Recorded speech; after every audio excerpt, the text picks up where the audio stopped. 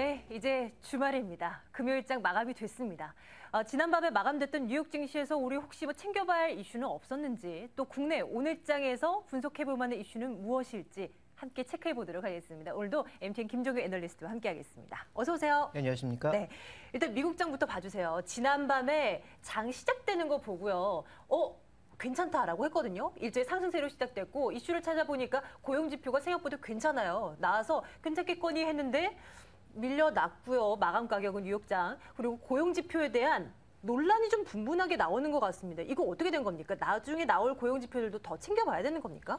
네, 일단 결론부터 말씀드리면 방향성은 확실히 위쪽이다, 개선되는 네네. 쪽이다라는 것은 확실합니다. 이제 여전히 논란이 되고 있는 것은 이 속도에 대한 논란이라고 봐야 되겠죠. 고용이 과연 빠르게 회복되는 것이냐, 선거를 앞두고 일종의 왜곡이 있는 것이냐, 이런 논란들이 미국 내에서도 계속 이어지고 있고, 최근에 이제 가장 중요한 건 뭐냐면 정치가 끼어들기 시작했다라는 거죠. 네네. 결국은 이 경제에 정치가 끼어들기 시작하면 가장 골치가 아픕니다. 왜냐하면 정치인들의 전반적인 시각은 이 경제에 맞춰져 있지 않고 자신들의 좀 당력에 맞춰 있기 그럼요. 때문에 표를 많이 끌기 위한 정책인 거죠. 예, 그렇습니다. 그래서 그런 부분들의 영향을 많이 받을 수밖에 없는데요. 아마 그 부분이 좀 부담이 되고 있는 것 같아요. 네네. 그렇지만 이 실제로 이제 시장의 반응이라든지 전반적인 지표의 추이는 나쁘지 않았다라고 볼 수가 있겠고요. 준비된 신규 실업수당 청구 건수 그리고 S&P 500 선물을 보시면 발표의 시점이 개장 초반이었기 때문에 개장한 이후에 전반적으로 선물 지수는 좀 개선되는 그런 모습을 보시다시피 보였고요. 전반적인 지표의 추이는 2009년도에 고점을 기록한 이후에는 계속적으로 줄어드는 모습, 물론 임시직이긴 합니다만 전반적으로 개선되는 모습을 보여주고 있고 이것은 네. 또 계절적으로도 진행될 것이거든요. 왜냐하면 연말 소비를 앞두고 주 유통업체들이 이 판매원을 늘리는, 임시직을 늘리는 그런 현상들을 네, 기본적으로 네. 보여주고 있고 연말에 이제 재고량 소진에 따른 뭐 설비 증가라든가 이런 부분들이 일부 존재하기 때문에 일부 제조업 내에서도 고용이 좋아질 수밖에 없습니다. 다만 이제 시즌얼적인 흐름, 계절적인 흐름이기 때문에 임시직의 고용이지 정규직의 고용은 아니라는 점. 네. 그래서 여전히 이제 긍정적인 관점으로 이어지는데 빠른 속도로 질적으로도 좋게 이어지느냐에 대해서는 확신하지 못한다라는 것이 가장 큰 약점으로 좀 봐야 될 것 같고요. 자, 또 하나 이제 좀 봐야 될 것이 그렇다면 이게 이제 긍정적인 요소냐 아니면 좀 부정적인 요소냐 이걸 봐야 될 텐데 네, 그러니까요. 제가 보기엔 좀 중립적인 요소에 가깝습니다. 그래서 지표가 조금 잘 나오면 뭐 긍정적인 반응이 일부 있겠습니다만 또 안 좋아지면 또 그에 따른 이 역작용이 언제든지 나타날 수 있기 때문에 이 고용 지표는 방향성은 개선되는 방향이지만 여전히 논란거리에 빠져 있다. 그래서 너무 믿지는 말라 이렇게 말씀드리겠습니다. 네. 국내 시장에도요, 뭐 호재를 딱히 찾을 만한 것은 보이질 않았습니다. 미국장에서 기대 부분도 약해지고 있고요. 또 외국인 수급 보더라도 오늘도 어제에 이어서 팔자 흐름 나타내주고 있고요. 현물 시장에서요. 이러니 코스피가 밀리기만 하는 건데 대형주라고 해서 다 힘이 없는 건 근데 아니더라고요. 제약주의 경우는 또 흐름이 괜찮습니다. 오늘 제약업종 한번 체크해 보도록 하겠습니다. 이 대형 제약업종 업주 가운데서도 예를 들면 뭐 종근당이나 녹십자나 뭐 LG생명과 뭐 이런 종목들 계속해서 잘 나가고 있습니다. 계속 기대를 가져봐도 되는 걸까요? 네, 원래 이들 종목군들에 대해서 뭐 계속 긍정적인 관점으로 말씀드려왔고 탑픽 네. 종목으로서 LG생명과학을 말씀드려왔는데 여전히 그 관점은 유효하다. 왜냐하면 3분기 실적이 지난 3분기, 작년 3분기가 워낙 안 좋았기 때문에 이와 관련된 기저효과, 또 지난 분기에 관련된 기저효과가 존재할 것이어서 일단 뭐 주가의 상승세는 쉽게 멈추진 않을 것이다. 이렇게 예상을 하고 있습니다. 네. 첫 번째로 살펴보실 자료는요. 상위 제약업체들의 영업이익 추이, 그리고 향후 전망을 보실 필요가 있겠는데 자, 2012년에 이렇게 악셀이 보인 것은 지속적인 정부의 약가 인하 정책, 그리고 리베이트 이런 것들에 대한 압박 때문에 나타난 현상이었습니다. 이것이 이제 추가적으로 압박을 하기보다는 혁신형 제약업체들을 선정하는 그런 모습들, 그리고 제약업체의 추가적인 약가 인하를 조금 자제하는 모습들 이런 것들이 나타나면서 2013년, 2014년은 꾸준하게 개선될 것으로 예상이 되고 있고 네. 내년은 아닙니다만 2014년 정도에 가게 되면 다시 2009년에 가장 좋았던 수준 이상으로 회복될 것으로 보여지고 있고 네. 영업이익률도 조금씩 회복될 것으로 보여지고 있어서 이러한 부분들은 굉장히 긍정적이다라는 거죠. 그래서 근데 이제 우리나라의 그 의약품 뭐 시장이라고 할까요? 이런 것도 점점 갈수록 그 성장률 자체는 좀 줄어들지 않겠습니까? 그렇죠. 이제 그런데 이제 조금 다른 것이 노후 인구가 많아지기 때문에 인구 구조상으로 봤을 때는 장기 성장은 가능하다라고 네네. 보여지는데 네. 단기적으로 놓고 보게 되면 이제 성장 탄력은 조금 둔화되는 것은 맞습니다. 그런데 이 성장 탄력이 둔화되는 원인을 주로 살펴봐야 될 텐데요. 준비된 그림을 보시면 의학 시장의 규모 자체가 탄력을 잃고 있고 성장률은 빠르게 감소하는 모습인데 이게 시장 자체가 줄어드는 거냐? 절대 그렇지 않습니다. 왜냐하면 네네. 40대 이상 혹은 60대 이상의 의약품 그리고 전반적인 조제약가 상승은 계속적으로 나타나고 있음에도 불구하고 매출이 증가하지 않는 이유는 정부 때문이거든요. 정부가 계속 약가 인하 정책을 실시하고 있기 때문에 나타나고 네. 있는 현상이라는 거죠. 그래서 시장은 성장하는데 방해하는 방해꾼은 정부라는 것입니다. 그래서 이 정부의 추가적인 방해만 없다면 향후 성장세는 양호하게 나타날 수 있다. 이렇게 네네. 좀 봐야 될 것 같습니다. 그리고 이제 보시면 의약품 성장 규모와 이 비중을 살펴봤을 때 가장 나타나는 특징이 뭐냐면 이제 우리 내수 시장은 어느 정도 정부의 정책이라든지 이런 것 때문에 한계에 도달하고 있고 외국 업체들도 계속 국내로 들어오면서 경쟁이 치열해지고 있는 양상이 있고 네. 또 하나 이제 최근에 의약업계의 가장 중요한 트렌드 하나를 꼽으라면 바이오가 성장하고 있다는 거죠. 그래서 천연물 신약, 바이오시밀러 이런 네네. 것들이 성장하고 있습니다. 네. 그렇다면 기존의 복제약이라든지 화학 합성 약품들 같은 경우에는 점점 탄력이 줄어들 가능성이 있거든요.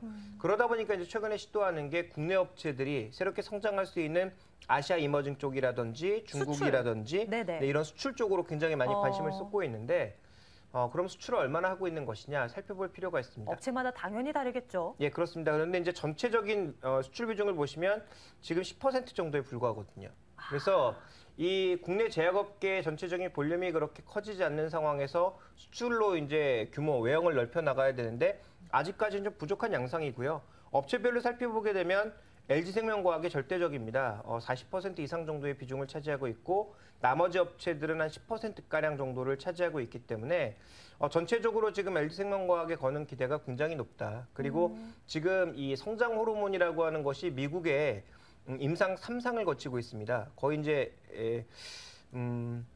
상품화되기 바로 이전이거든요. 네. 그래서 이 상품화가 되고 FDA 통과를 통해서 이 상품화가 된다면 그와 관련된 모멘텀이 크기 때문에 이제 중요한 것은 바이오 쪽 그리고 신약 수출 모멘텀 이런 것들이 있느냐가 중요한데 LG생명과학은 세 가지가 다 해당이 된다라는 거죠.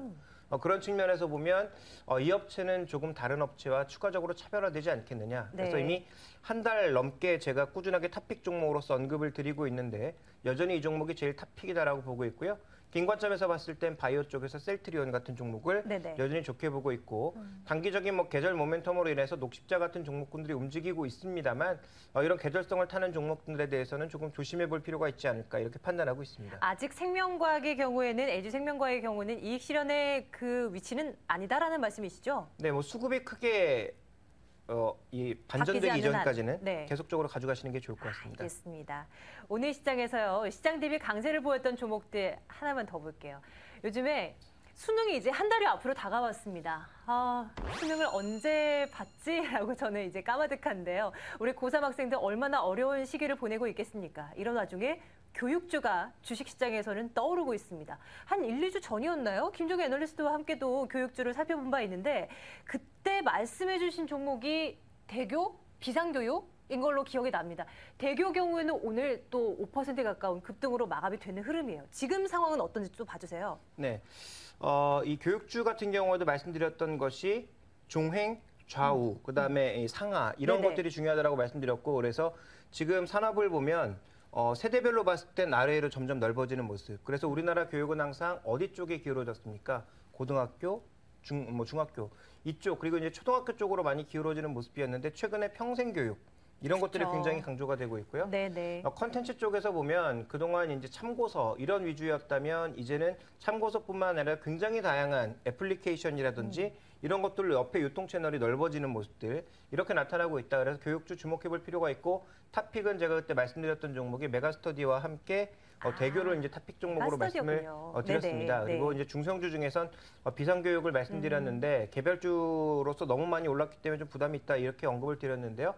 메가스터디는 아무래도 여전히 이 입시 쪽에만 주력하고 있다 보니까 네. 상대적으로 부진한 모습을 보이고 있는 반면 체질이 바뀌고 있는 대교는 계속 올라가고 있습니다. 지금 준비된 그림을 보시면 최근 대규의 수급을 이끌고 있는 것은 기관인데요. 단기간에만 80만 주가 넘는 물량이 기관 쪽에서 유입이 되고 있고 예. 실제로 주봉 기준으로도 꾸준하게 상세를 이끌고 있는 것은 기관입니다. 그래서 전략상으로 봤을 때 기관에 큰 이탈이 없다면 계속적인 관심이 필요하지 않을까 네. 판단을 하고 있고요. 체질이 바뀌고 있다고 하셨는데 어떤 부분이 바뀌고 있다는 건가요? 근데 기본적으로 이제 대규의 주사업이 뭐였냐면 우리가 이제 흔히 얘기하는 방문교사. 눈높이 수화. 네, 그렇습니다. 네, 저 어렸을 때 많이 했어요. 아, 그렇습니까? 저는 그런 방문교사를 받아본 적이 없어서 말이죠. 네. 어쨌든 이 네. 대교라고 하는 게 원래 이 그 방문지 판매가 주력이었는데 그렇죠. 최근에 이제 그 체질이 바뀌고 있다라는 거죠. 러닝센터라고 해서 이제는 반대로 학생들이 와라라고 하는 것입니다. 그래서 네, 네. 이런 체질 변화 자체가 전체적으로 지금 이 회사를 강하게 만들고 있다. 그래서 준비된 그림을 보시면 이 러닝센터 비율이 점점 늘어나면서 러닝센터 비중이 올라가고 있고 그러면서 여러 가지 이제 체질적인 변화가 나타나고 있는데요. 첫 번째 체질적인 변화는 러닝센터의 변화를 통해서 아무래도 이제 방문지 교사 수도 조금 줄이고 또 이 효율적인 교육 그리고 과목 수도 늘어나는 모습. 네네. 왜냐하면 방문지 교사를 통해서 할 때는 한 과목 했던 것을 전체적으로 이제 바꾸다 보니까 더 과목 수가 이제 늘어나는 그런 형태들. 또 최근에 이제 눈높이 교육이라든지 여러 가지 변화된 포트폴리오를 통해서 조금씩 개선하다 보니까 비용이 줄어드는 모습을 나타내고 있습니다. 그래서 지금 준비된 그림에서는 수수료 비중이 점점 줄어드는 것을 볼 수가 있고요. 그래서 이 비용이 줄어들고 있고 네. 체질이 변하고 있고 또 하나 이제 살펴봐야 될 것은 유통 채널이 완성되고 있다라는 것인데요. 이제 컨텐츠를 이렇게 만들어 놓으면 이 컨텐츠들이 어떤 유통 경로로 되느냐? TV를 통해서도 유통이 되고 리브로라고 하는 이런 채널을 통해서도 유통이 되고요. 그래서 굉장히 다양한 채널로 유통이 돼서 우리가 흔히 얘기하는 원소스 멀티유즈가 가능하다는 거죠. 예. 그래서 이런 부분들을 통해서 향후 수익성 개선이 예정이 되어 있는 데다가 또 하나 이제 주목해 볼 만한 것은 뭐냐면 배당 관련 모멘텀도 이 종목이 있단 말이에요. 아, 그래요? 네, 배당 수익률도 그동안 나쁘지 않았던 대표적인 종목이었기 때문에 이와 관련된 수요도 일부 들어오고 있는 것이 아닌가. 그렇다면 이 종목도 마찬가지로 제가 아마 5,000원대 후반에서 처음 말씀드린 것으로 알고 있는데 어느새 뭐 7,000원대까지 와 있습니다. 저는 추가적으로 더 오를 것으로 보고 있고요. 기관의 이탈만 없다면 꾸준하게 가져가도 될 만한 종목으로 판단하고 있어서 네. 메가스터디는 이제 입시와 관련돼서 좀 흔들림이 나타날 수 있겠습니다만 현재 기관의 매수가 꾸준하게 이어지고 있는 대교에 대해서는 꾸준하게 일단 홀딩 관점으로 보실 것을 말씀드리겠습니다. 네. 시장이 어렵다 하지만 함께 고민하고 들여다보니까 그래도 이익 낼 만한 종목 눈에 보입니다. 다음 주를 위한 구체적인 전략들 세워드려야 될 텐데요. 일단은 주말에 예정되어 있는 경제 지표들, 글로벌 경제 일정들 확인하고 다음 주 위한 준비 또 해보도록 하겠습니다.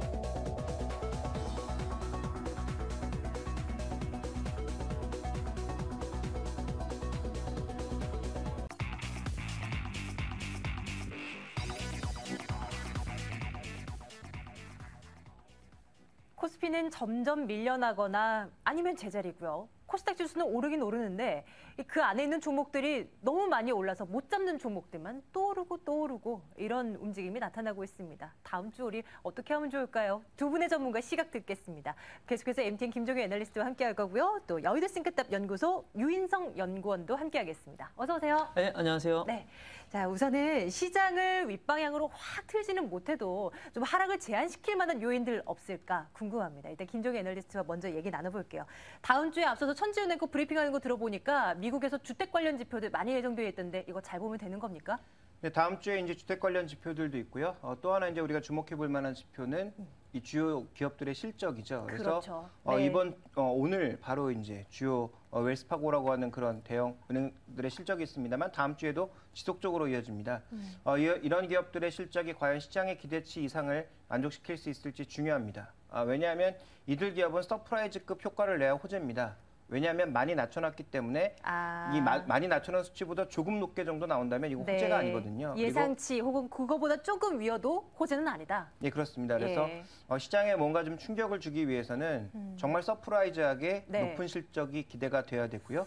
지금 누가 뭐래도 미국 시장의 주도주는 IT 쪽에서는 구글과 아마존 같은 종목군들이고 그리고 이 다른 업종별로 살펴봤을 땐 금융업종입니다. 금융업종 실적이 분명히 굉장히 개선됐을 것으로 예상을 했고요. 좀 전에 이제 천지훈 앵커가 얘기했다시피 이 금융업종 같은 경우에는 모기지 쪽에서 좋은 실적이 났을 것이다. 이렇게 예측하고 있거든요. 네. 이 선순환 구도가 만약에 깨지게 된다면 그리고 별로 수익이 나지 않았다면 이 부분은 향후 또 충격이 될 가능성이 있어 보이고 미국의 금융주가 흔들리기 시작하면 다시 시장 심리가 또 바뀔 수 있다는 점을 염두에 두셔야 되겠죠. 네. 그래서 준비된 그림을 보시면 지표 종목으로 삼아볼 수 있는 것은 미국의 주택, 건설업체입니다. 최근에 주가 상승폭이 굉장히 가팔랐지만 주봉 기준으로 지금 4주 연속으로 쉬고 있는 모습인데요. 그렇다면 실제로 이 주택 지표들이 9월까지는 개선을 보였지만 10월부터는 정체에 빠졌을 가능성이 굉장히 높다라고 볼 수가 있겠고 현재 이 업체뿐만 아니라 그동안 선도했던 홈디포라든지 그 외 뭐 레나 같은 종목군들 상대적으로 뒤늦게 올라왔던 KB 홈즈 같은 종목군들이 전체적으로 쉬어가는 모습이고요. 닥터는요? 아니요. 제가 갑자기 종목 이름이 종목 이름이요? 디아로튼이죠. 디아로튼이라든지 이런 전반적인 건설업체들의 움직임이 최근에 좀 제한되고 있는 그런 모습이기 때문에 결국은 주택 지표의 개선세 자체가 둔화되는 모습을 보일 경우 시장을 긍정적으로 이끌어왔던 또 자산 효과를 낼 수 있는 이러한 부분들이 둔화된다라는 관점에서 4분기 미국 소비의 증가는 제한될 가능성을 염두에 둬야 될 것 같습니다.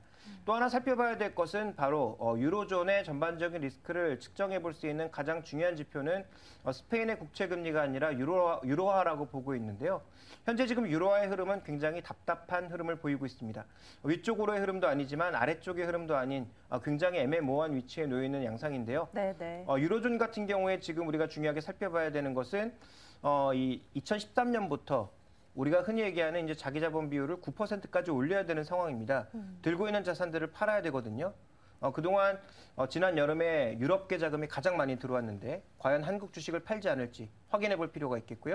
또 하나 두 번째로 살펴봐야 될 것은 이제 미국의 세금 효과에 대해서 이틀 전에도 한번 언급드리지 않았습니까? 미국의 이제 재정절벽과 관련된 이 세금 이 역전 효과가 미국계 펀드 쪽에서 또 돈이 빠져나가는 흐름을 보여주고 있어서 이 외국인 수급이 4분기 그렇게 좋을 것 같지 않습니다. 그렇기 때문에 이제 기관이라든지 프로그램 매수를 기다리고 있는 건데 이 부분도 그렇게 좋아 보이지 않기 때문에 4분기에는 정말 종목을 정제해서 제한적인 종목군들을 투자해야 되지 않을까라고 판단하고 있고 다음 주에 유로화와 이 주택 건설 지표들의 전반적인 움직임 또 주택 건설 업체들의 주가 흐름 잘 살펴보셔야 될 것 같습니다. 네, 유인성 연구원의 의견도 함께 체크해봐야 되겠죠. 다음 주에 예정되어 있는 국내외 경제 일정들 뭐 빠진 게 있다면 좀 더 추가해 주시겠습니까? 네, 다음 주 이제 상당히 많은 이제 지표 발표와 이벤트들이 예정되어 있습니다. 먼저 이제 글로벌 일정을 한번 이제 살펴보면요. 중국, 미국, 유럽 대륙별로 이제 굵직한 이벤트들이 있습니다. 먼저 중국 같은 경우는 이제 소비자 물가 지수와 생산자 물가 지수가 있고요. 3분기 GDP 발표가 예정되어 있습니다. 다음 이제 미국 같은 경우에는 이제 많은 발표와 이벤트가 있지만 이제 3분기 어닝 시즌 본격화에 따른 금융주의 이제 실적 발표와 주택 관련 지표들의 이제 시장에 이목을 집중시킬 것으로 보이고요. 유럽 역시 EU 정상회의라는 이벤트가 있는 만큼 유로존 문제에 대한 해결점이 어느 정도 나올 것으로 예상하고 있습니다. 그중에서 이제 다음 주 시장 방향을 이제 결정해줄 글로벌 이슈를 한 2가지 정도로 압축해봤습니다. 먼저 이제 스페인 구제금융 관련 문제입니다.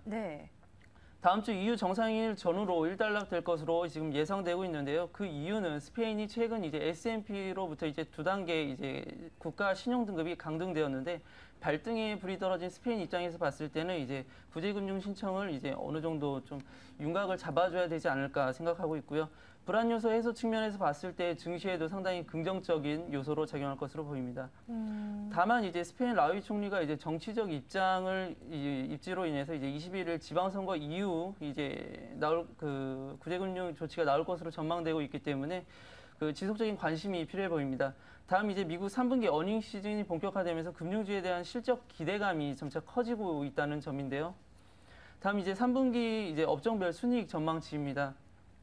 전주 대비 이제 금융주에 대한 기대감이 한층 높아진 모습을 지금 확인해 볼 수 있고요.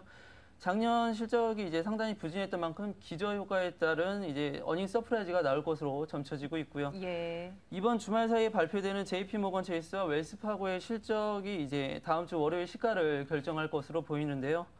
시장에 이제 금융지에 대한 기대가치가 상당히 큰 만큼 컨센서스를 상회할 경우에는 글로벌 증시에 상당히 이제 긍정적인 요소로 작용할 것으로 보입니다. 네, 이렇게 다음 주에 예정되어 있는 글로벌 경제 일정 쭉 표로 함께 점검을 해봤는데요. 중국 쪽 이슈 있네요. 물가 지수 나오고요. 또 유럽 정상회의도 예정되어 있는데 이거 좀 체크해 주셨으면 좋겠습니다. 중국 쪽 물가에 대한 뭐 지수가 발표되고 이후에 뭐 우리 국내 시장의 영향이라던가 뭐 유럽 연합의 정상회의 그 영향은 뭐 어떻게 좀 판단할 수 있을까요? 네, 먼저 이제 중국 3분기 GDP 발표 이후 관전 포인트는 이제 추가 경기 부양에 대한 이제 기대감이 이제 작용할 것으로 보이고요. 중국 GDP 전망치가 이제 22개 이제 금융기관과 연구소의 이제 결과를 이제 종합해 봤을 때 약 이제 7.5% 수준으로 나올 것으로 기대되고 있습니다. 직전 분기 7.6을 기록한 걸 봤을 때 소폭 줄어들 것으로 전망하고 있고요. 중국 GDP가 이제 시장 예상치를 큰 폭으로 상회하거나 하회하지 않는다면 국내 증시에는 미치는 영향은 좀 제한적일 것으로 예상해 볼 수 있겠고요. 그것보다는 이제 월요일 발표되는 이제 중국의 소비자 물가 지수에 주목할 필요가 있어 보입니다. 예. 이제 시장에서는 지난달 이제 소비자 물가 지수를 1.9% 상승하는 선에 그칠 것이라는 부정을 하고 있는데요. 소비자 물가 지수가 시장 전망치에 이제 부합할 경우에는 중국에 대한 경착력 우려가 계속되고 있는 만큼 중국 당국에서 좀 더 이제 공격적인 이제 추가 부양을 내놓을 것으로 예상되고 있고요. 뭐 금리 인하라든가 이제 인프라 투자 확대 규모가 좀 커질 것으로 예상해 볼 수 있고요. 다음 이제 EU 정상회의입니다. 유로존 이제 글로벌 증시의 이제 가장 큰 악재 요인으로 뽑을 수 있는데요. 그중 이제 그리스와 스페인 두 나라가 이제 가장 큰 화두가 될 것으로 보입니다. 스페인의 경우 앞서 말씀드린 것처럼 금융 시기와 구제금융 시기와 그 규모를 두고서 이제 상당한 논의가 있을 것으로 예상해 볼 수 있고요. 이제 시장에서는 정상회의 전후로 스페인이 이제 구제금융을 신청할 것이다라는 전망이 나오고 있습니다. 다음 그리스인데요. 지난 회의에서 이제 보류되었던 차기 구제금융 지원금과 긴축 정책 이행 시한이 이제 2년 연장될 것으로 예상되고 있습니다.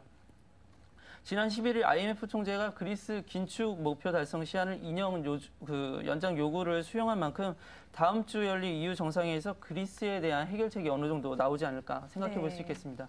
예. 자, 다음 주를 위한 구체적인 전략들도 세워드려야 되겠죠. 김종현 애널리스트의 생각 좀 들어보도록 하겠습니다. 그동안 이 시간을 통해서 1950선, 코스피 1950 이하에서는 매수가 가능하긴 한데 좀 타이밍은 조금 늦춰서 여유 있게 잡아서 좀 가보자라는 말씀 계속해서 해주고 계십니다. 다음 주 우리 투자자분들을 위한 뭐 투자 아이디어 없겠습니까? 네, 외국인 매물이 아직도 지속되고 있습니다. 그래서 이 외국인 매도가 지속되는 그런 상황 속에서는 공격적인 매수는 좀 힘들지 않나. 그래서 뭐 어제도 말씀드렸지만 분할 매수 관점 정도에서 보고 종목 기준으로 보면 꾸준하게 4분기 실적이 좋아질 만한 종목군들이 내리더라도 그런 종목군들을 좀 분할 매수 관점에서 보는 것이 적절하지 않겠느냐. 이 코스닥 시장에 지금 일종의 수익률 게임이 벌어지고 있는 상황이어서 뭐 펀더멘탈 없이도 일단 강세를 타기 시작하면 그 종목들이 급등했다가 급락했다가 다시 급등하는 그런 트레이딩 장세가 연출되고 있기 때문에 다음 주에도 이런 흐름이 계속 된다는 거죠? 예, 그렇습니다. 그래서 뭐 코스닥 시장에서 이제 그런 매매에 능하신 분들에게는 또 좋은 기회가 되겠지만 그렇죠. 네. 일반 투자자들에게는 아무래도 좀 리스크한 영역이 될 수 있을 것 같아서요. 기본적인 전략은 실적 우량주들의 저가 매수, 종목은 계속 말씀드렸지만 LG화학, 현대차, LS탄전, 뭐 두산중공업 이런 종목군들을 주목해 보셔야 될 것 같고요. 이 중국에 관련된 모멘텀은 11월 달 인민대표자 회의가 끝나기 이전까지는 쉽게 예상하기 어렵습니다. 제대로 된 대책이 나오지 않을 가능성이 높아 보이고 있고 좀 더 어려운 지표들이 나온다면 RP 공급, 역RP 공급 같은 일시적인 정책만 나올 가능성이 높기 때문에 실제적으로는 11월 달 이후를 보시는 게 시기적으로는 맞다라고 판단하고 있습니다. 네. 그래서 아직까지는 좀 보수적인 전략으로 종목을 계속 모아나가는 전략을 말씀드리겠고요. 투자 아이디어로 하나 언급해 볼 수 있는 것은 최근 미국 내 여러 가지 상품 가격 중에서 꾸준하게 오르는 게 있는데 뭔지 아시나요? 아니요. 어떤 게 있나요? 예, 천연가스입니다. 천연가스 천연가스. 가격이 최근에 선물, ETF, 네네. 그다음에 현물 가격까지 모두 꾸준히 오르고 있습니다. 오. 오르고 있는 이유는 장기적으로 내려왔기 때문인데요. 준비된 그림을 보시면 천연가스 ETF 주봉입니다. 지난 5년 중에서 4년 내내 빠졌습니다. 왜냐하면 셰일가스가 공급되면서 네. 이 공급 과잉에 따른 전반적인 가격 하락이 있었고 네네. 가격이 이렇게 빠지다 보니까 유가가 올라도 전반적인 물가를 잡아주는데 중요한 역할을 해왔거든요. 예. 그런데 최근에 다시 올라가고 있는 것은 이 셰일가스가 그동안 계속 공급만 되었다면 이제 셰일가스를 이용한 산업화가 나타나기 시작하면서 공급 부위에서 이제 수요 공급에 어느 정도 합이 맞아가고 있다라는 거죠. 아, 그만큼 많이 쓴다라는 건가요? 네, 많이 사용하고 네. 또 이것을 사용하기 위한 그동안 이제 공급만 했다면 이제는 수요처들이 생기기 시작하면서 수요 공급의 합이 맞아졌다. 네네. 그래서 이제 이쪽으로 또 관심이 몰리기 시작하면서 오. 산업화에 따른 수혜 종목군들이 나오고 있고 국내에서도 이미 셰일가스 종목군들이 많이 급등하는 모습들을 그럼요. 보였고 네. 미국도 마찬가지 흐름을 보이고 있습니다. 그래서 전체적으로 이러한 흐름들이 앞으로 좀 더 이어질 것이다라고 판단하고 있고요. 좀 더 긴 차트로 보시면 지난 3년간의 그 차트를 좀 보시고 있는데요. 말씀드렸다시피 이 5년 차트로 보면 10달러부터 무너지기 시작한 것인데 10달러에서 지금 2달러 초반까지 왔다가 최근에 3달러를 조금 넘어서고 있는 거거든요. 네. 그래서 전체적으로 상세는 추가적으로 이어진다라고 볼 수가 있겠고 이 산업화에 가장 연동할 수 있는 종목군들은 셰일가스 관련주들 중에서도 복합화력 발전소 관련주다라고 판단하고 있습니다.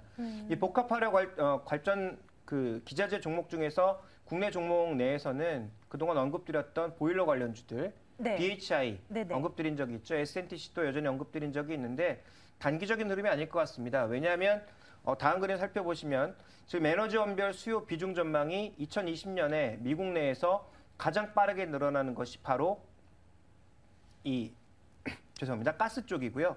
이 가스가 빠르게 늘어나면서 가스 발전 설비가 1년만 늘어나는 것이 아니라 꾸준하게 계속 증가할 것으로 예상이 되고 있습니다. 그래서 이 복합화력 발전의 가장 기본적인 것은 기본 발전소의 터빈 열, 네. 남는 열을 페어레스 보일러를 통해서 추가적으로 더 발전을 하는 거고요. 그래서 발전의 효율을 높이는데 가장 중요한 부분이 있고 이 베어레스 보일러를 만들고 있는 국내 업체들 BHI나 SNTC 같은 경우에는 미국에 이어서 중국의 수혜도 받을 것으로 보여지고 있고 셰일가스 개발에 최근에 유럽도 나서고 있는 그런 모습이기 때문에 해외 매출처만 잘 확보하게 되면 추가적으로 먹을거리는 얼마든지 있다라는 거죠. 그래서 네네. 이와 관련된 종목군들 국내에서도 복합화력 발전소가 점점 늘어가고 있기 때문에 국내에서 이런 터빈을 독점하고 있는 두산중공업 이런 종목군들에 대해서도 관심을 가져볼 필요가 있을 것 같고요.